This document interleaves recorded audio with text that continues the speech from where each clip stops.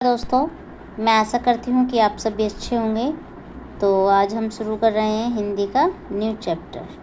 इस चैप्टर का नाम है दोस्तों नहीं होना बीमार। देखिए, नहीं होना बीमार मतलब कभी कभी हम बहुत बीमार हो जाते हैं, अस्पताल में हमें भर्ती कराना पड़ता है, बोतल चढ़ती हैं, ड्रिप चढ़ती है और अस्पताल में बहुत बड़े बेड होते हैं, एक जैसे बेड और मरीजों की आवाज़, गाड़ियों की, ये सब अस्पतालों के आसपास होता रहता है। तो अस्पताल में बीमार होके जाते हैं। तो एक छोटा सा लड़का है ये एक पहली बार ये अस्पताल गया था। तो वहाँ पर उसने देखा था कि ये देखिए, ये अस्पताल है, ये बच्चा है, ये उसकी नानी है और ये पेड़ पौधे हैं, ये सब वहाँ के कर्मचारी हैं अस्पताल के। तो इसने सोचा कि बीमार होना तो अच्छा है और बीमार होके बस घर में पड़े रहो, खाने को खीर मिलेगी और आराम ही आराम है, ना ही स्कूल जाना पड़ेगा, ना स्कूल का काम करना पड़ेगा, ना ही इधर उधर घूमना पड़ेगा, सब पूरे दिन लेटे रहो, आराम करो। तो इसने सोचा क्यों ना मैं बीमार हो जाता हूँ। तो इसने बीमारी का नाटक किया कि मैं बीमार हूँ, मेरे सिर में दर्द है, मेरे पेट में दर्द है। लेकिन इस बीमारी का नाटक उसके ज़्यादा दिन नहीं चला। वो बेचारा पछता गया और हार में उसने अपनी बीमारी का बहाना छोड़ दिया। तो उसमें यही कहानी बताई गई है इस लेसन में कि नहीं होना बीमार। देखिए, आज पढ़ते हैं इस कहानी में क्या है। आइए पढ़ते हैं। एक दिन मुझे लेकर नानी हमारे पड़ोसी सुधाकर काका को देखने गई, जो बीमार थे। वे अस्पताल में भर्ती थे। अस्पताल जाने का यह मेरा पहला अवसर था। मतलब वह लड़का छोटा सा, ये वाला छोटा लड़का पहली बार अस्पताल गया था ये। तो ये अपनी आंखों देखी बता रहा है। एक बड़े वार्ड में कई जैसे पलंग लाइन से लगे हुए थे। सब पर एक जैसी सफ़ेद चादर, लाल कंबल, सफ़ेद दीवारें, ऊंची छत, खिड़कियों पर हरे पर्दे, फर्श एकदम चमकता हुआ। एक पलंग पर सुधाकर काका लेटे हुए थे। एकदम पास पहुंचने पर दिखाई दिया। हमें देखकर सुधाकर काका बहुत ही खुश हुए। मतलब बीमार आदमी को कोई देखने जाता है तो वह बीमार आदमी बड़ा ही खुश होता है उन्हें देखकर। तो ऐसे ही सुधाकर काका बड़े खुश हुए। नानी जी ने उनके सिर पर हाथ फेरा और उनके सिरहाने खड़ी हो गईं और हालचाल पूछने लगी।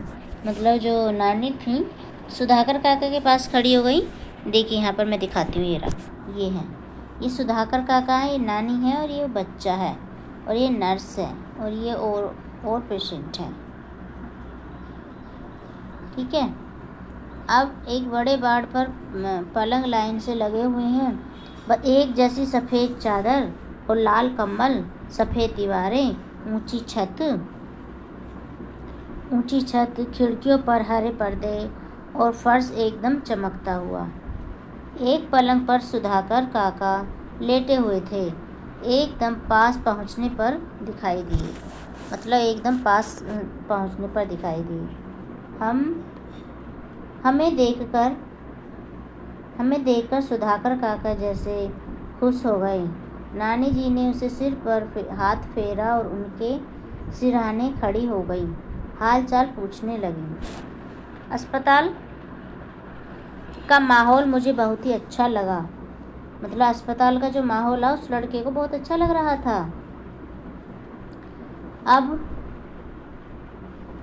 बड़ी बड़ी खिड़कियों के पास हरे हरे पेड़ झूम रहे थे। न ट्रैफिक है, न शोरगुल और न धूल और न मच्छर मक्खी, सिर्फ लोगों के धीरे धीरे बातचीत करने की धीमी धीमी गुनगुन की एकदम शांति।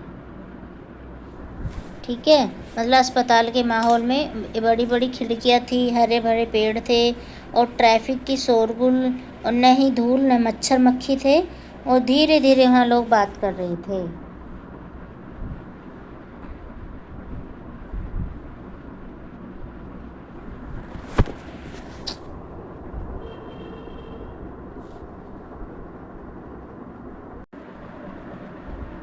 तभी सफ़ेद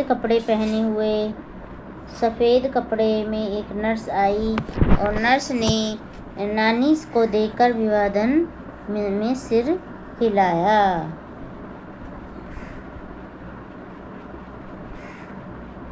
और काका को दवा खिलाई।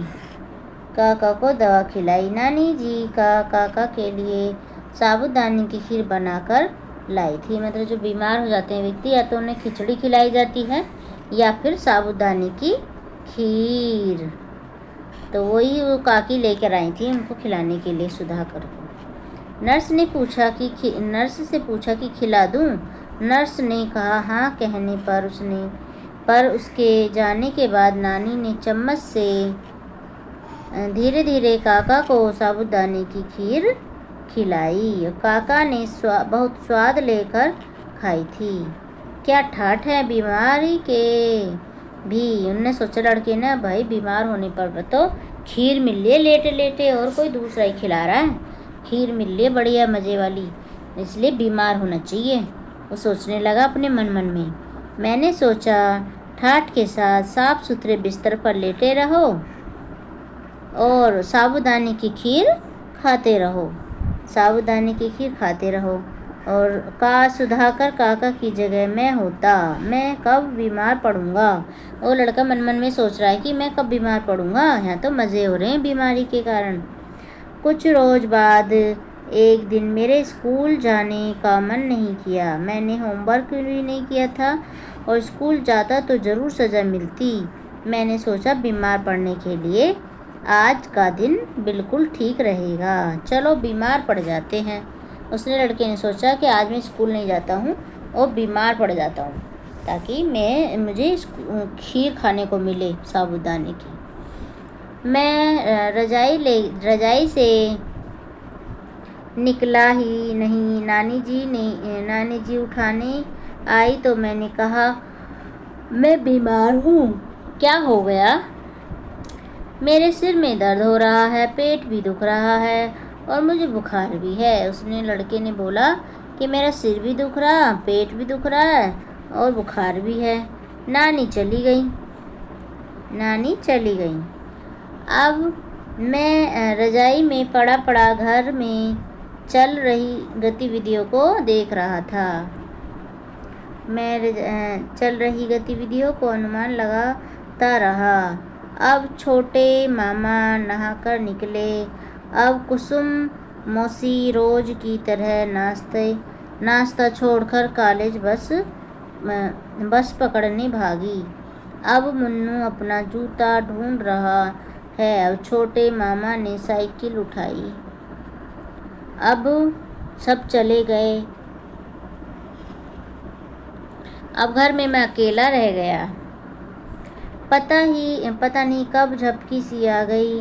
तभी नानी जी आए और क्या हो गया। अब देखिए ये लड़का बीमार पड़ा है, ये बीमार पड़ा है, ये बिस्तर है और इसके नाना जी, ठीक है।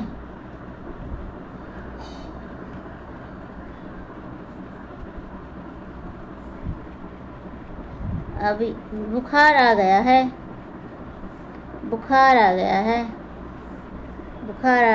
मैंने कहने पर कहा, देख नाना जी ने रजाई हटाकर मेरा माथा छुआ, पेट देखा और नब्ज देखने लगे।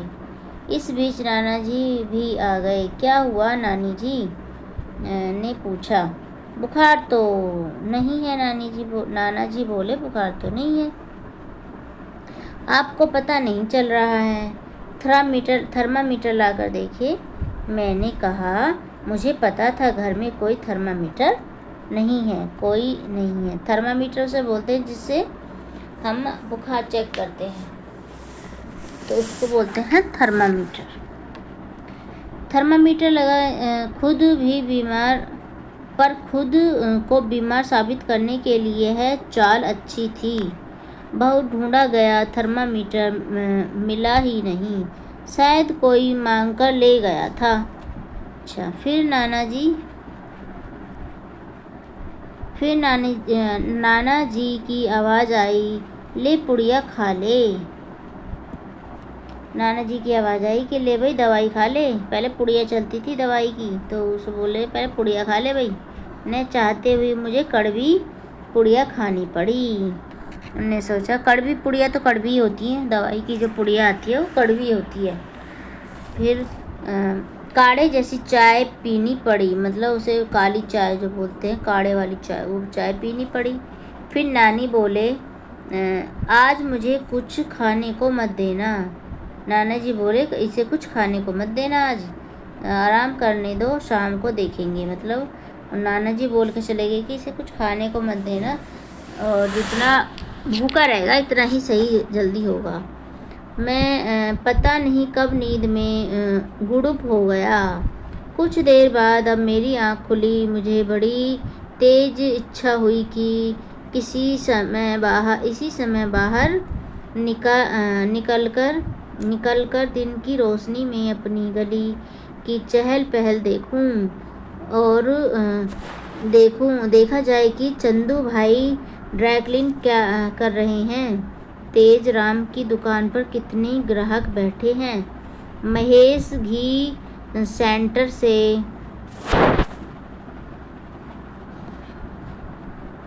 मलाई का भगोना आंच पर चढ़ाया या नहीं, टेलीफोन के तारों पर कितनी चिड़िया बैठी हैं। लेकिन मजबूरी थी, चाहे जितनी ऊब हो, लेटे ही रहना है। कुछ देर इधर उधर ही की स्कूल की दोस्तों की बातें सोचता रहा, और फिर लेटे लेटे पीठ दुखने लगी तो उठकर बैठ गया। लेकिन बाहर कुछ आहट होते ही फिर से लेट जाता। क्यों आया तो नहीं है, मतलब कोई दरवाज़ा खटखटाता है, दरवाजे पर आने की आवाज़ आती तो उसे लगता और वो फिर लेट जाता। नाना जी आइए, बोले अब कैसा है सिर दर्द। मैंने कहा ठीक है, फिर भी एक पुड़िया और खिला गए। मतलब कहने पर भी ठीक है, तब भी एक पुड़िया और, पुड़िया मतलब दवाई की पुड़िया होती है छोटी सी, वो खिला दी। अचानक मुझे भूख सी लगी। फल या साबूदाने की खीर मिलने की उम्मीद की तो सुबह ही हत्या हो चुकी थी। अब नानी जी से जाकर कहूँ कि भूख लग रही है तो वे क्या करेंगी, ज़्यादा से ज़्यादा यही कि दूध पी लो, या नाना जी से पूछने पर चली जाएंगी। वो कह रहा है भूख लगी है, और फिर नाना जी क्या कहेंगे, वही जो सुबह कह गए थे। तबीयत ढीली हो तो सबसे अच्छा उपाय है भूखे रहना, इससे सारे विकार निकल जाते हैं। क्या मुसीबत है, पड़े रहो, आखिर कब तक कोई पड़ा रहे। इससे तो स्कूल चला जाता तो ठीक रहता, सज़ा मिलती तो मिल जाती। कितना मज़ा आता है जब रेसिस में ठेले पर जाकर नमक मिर्च लगी अमरूद खाते,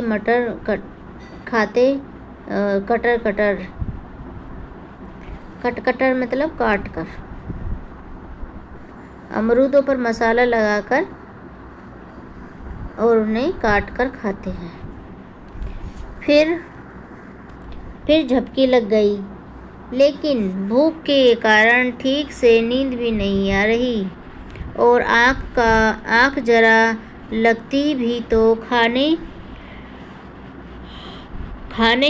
की चीज़ें दिखाई देती। गर्मा गर्म खस्ता कचौड़ी, मावे की बर्फ़ी और बेसन की चक्की, गोलगप्पे, खाने की चीज़ें देखो उसका कितना मन कर रहा है इन चीज़ों का। गरम खस्ता कचौरी, मावे की बर्फ़ी, बेसन की चक्की, गोलगप्पे, ये सब साबूदाने की खीर है। सबसे ऊपर साबूदाने की खीर है। पता नहीं क्यों साबूदाने की खीर सिर्फ उपवास और बीमारी में ही बनाई जाती है, जैसे गुड़िया सिर्फ होली, दिवाली,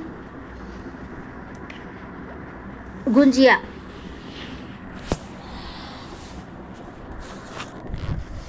जैसे गुंजिया सिर्फ होली, दिवाली और पंजीरी सिर्फ पूर्णिमा के दिन ही बनाई जाती है।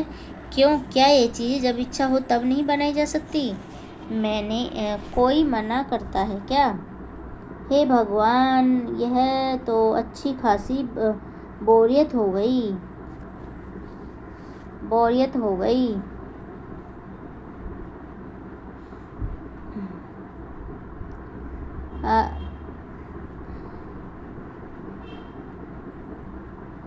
हे भगवान, चिकन बोलते पूरा दिन कोई कैसे लेटा रहे। शाम को भी नाना जी बाहर जाने देंगे? सारे बच्चे हल्ला मचाते हुए आंगन में खेल रहे होंगे और मैं बिस्तर पर पड़ा रहा हूँगा, झक मार रहा हूँगा। अक्लमंद और बनो बीमार। अब उसे पता चल रहा है लड़के को कि बीमार होना कितना ही खराब है। अब पढ़ो बीमार और पढ़ो बीमार। दिया होमवर्क, किससे कॉपी मांगोगे? मैं रुआसा हो गया। पास के कमरे में होती खटर पटर से अंदाज़ा हुआ कि मुन्नू स्कूल से आ गया है। तो क्या 1 बज गया? अब बर्तनों की आवाज़ आ रही है। शायद अब लोग खाना खाने बैठ रहे हैं। मुन्नू एक बार भी मुझे देखने नहीं आया। आया भी होगा तो दबे पाँव आया होगा। मुझे सोता जानकर लौट गया होगा। वो खाना खा रहे हैं, चबाने की आवाज़ें आ रही हैं। देखो, उन्होंने एक बार भी आकर नहीं पूछा कि तू क्या खाएगा। पूछते तो साबूदाने की खीर ही तो मांगता, कोई ताजमहल तो नहीं। मतलब उस लड़के को साबूदाने की खीर खाने की इतनी इच्छा है कि उसके लिए बीमार भी हो गया। लेकिन नहीं, भूखे रहो, इससे सारे विकार निकल जाएंगे। विकार मतलब होता है, विकार मतलब कोई भी परेशानी, कोई भी बीमारी हो ठीक हो जाएगी, निकल जाएंगे। चाहे इस चक्कर में तुम खुद शिकार हो जाओ। क्या आज क्या खाना बना होगा? खुशबू तो दाल चावल की आ रही है। अरहर की दाल में हींग, जीरे का बघार और ऊपर से बारीक कटा हुआ धनिया, आधा चम्मच देसी घी, फिर उसमें ऊपर से नींबू निचोड़ा होगा। थोड़ा सा एक बीमार को भी दे दो। लेकिन खुशबू तो किसी और चीज़ की है। हरी मिर्च तली गई है, उसमें दाल चावल में मसल कर खा रहे हैं। जब रहा नहीं गया तो मैं रजाई फेंक कर खड़ा हो गया और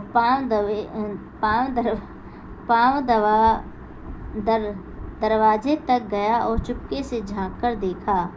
हाँ, दाल चावल, तली हुई हरी मिर्च। लेकिन मुन्नू आम चूस रहा था। आम इस मौसम में जरूर बम्बई वाले चाचा जी ने भेजे होंगे। कैसे चूस रहा है? पूरी गुठली मुंह में ठूसे, जैसे आम कभी देखे न हों। भुक्कड़ कहीं का, पूरा हाथ भी सान रखा है। मैं जलन, गुस्से और कूड़न में पाँव पटकता वापस बिस्तर में आ गया। उस पूरे दिन मुझे भूखे पेट रहना पड़ा। सारे विकार निकल गए। इसके बाद स्कूल से छुट्टी मारने के लिए मैंने बीमारी का बहाना कभी नहीं मनाया। इसके राइटर हैं दोस्तों स्वयं प्रकाश। देखिए, कभी भी हमें बीमारी का बहाना नहीं बनाना चाहिए। अगर असल में बीमार है, वास्तव में कोई बीमार है तो ठीक है, लेकिन कभी भी हमें कोई बहाना, बच्चों को कभी बहाना नहीं बनाना चाहिए। देखो, बीमारी के कारण कितना उसे सब कुछ देखना पड़ा। एक दिन के लिए खाना भी नहीं मिला, कुछ नहीं मिला, है ना। नमस्कार दोस्तों।